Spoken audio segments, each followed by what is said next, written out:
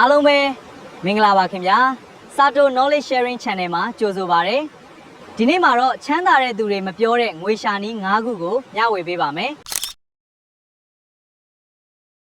လူတော်တော်များများကငွေရှာဖို့အချိန်ကိုပဲရောင်းနေကြပါတယ်ဒါပေမဲ့ချမ်းသာသူတချို့ကတော့အချိန်မလုပ်ရင်တော့ဝင်အောင်စနစ်တက်ဆောက်ကြပါတယ်ဒီနေ့သူတို့အသုံးများတဲ့အတွေးခေါ်၅ခုကိုကြည့်လိုက်ရအောင်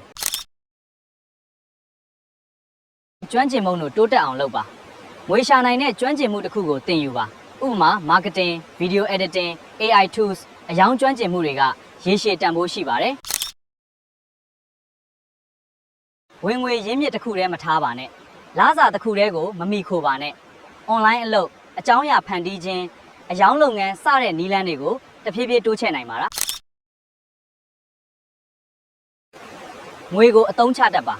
ဝင်ငွေအားလုံးကိုသုံးပြမဲ့အစားတချို့ကိုကိုကျွမ်းကျင်မှုလုပ်ငန်းသင်တန်းစတာတွေမှာပြန်ရင်းနှီးမြှုပ်နှံပါအမြဲသင်ယူပါစာအုပ်ဖတ်ခြင်းသင်တန်းတက်ခြင်းအောင်မြင်သူတွေရဲ့အတွေ့အကြုံတွေကိုလေ့လာခြင်းကရေရှည်တိုးတက်မှုကိုအထောက်အကူပြုပါတာအတွေ့စလုပ်ပါ